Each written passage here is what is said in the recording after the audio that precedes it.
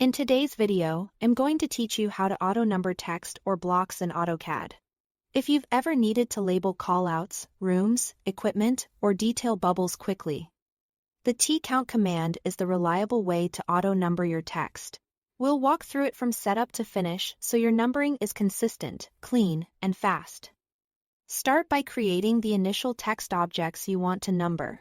This can be a single-line text or a multi-line text object. Type something simple like 1 or A. Format it the way you want it to appear, and then copy that text to all the locations where you'll need numbers. Place them roughly where you want the sequence to run. The order can be refined in a moment. Getting the size, layer, and justification right now saves reformatting later. Next, run the command in the command line. Type TCOUNT and press Enter. AutoCAD will immediately ask you to select the objects to be numbered. Click and drag to make a selection window around the text items you prepared.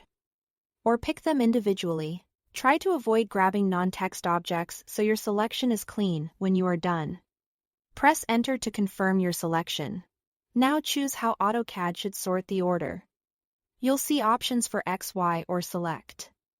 Order: X sorts from left to right across the screen, which is great for row-based layouts.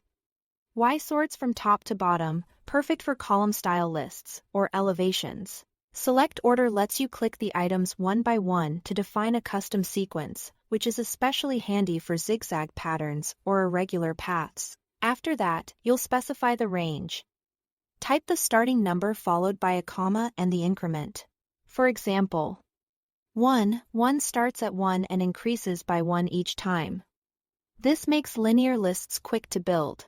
If you want a different pace, just change the increment when prompted. Finally, decide how the numbering is placed. Choose Overwrite if you want to replace the existing text entirely with the new numbers. Choose Prefix if you want the number added before the existing text, or Suffix if you want it appended after. Think about spacing and punctuation here.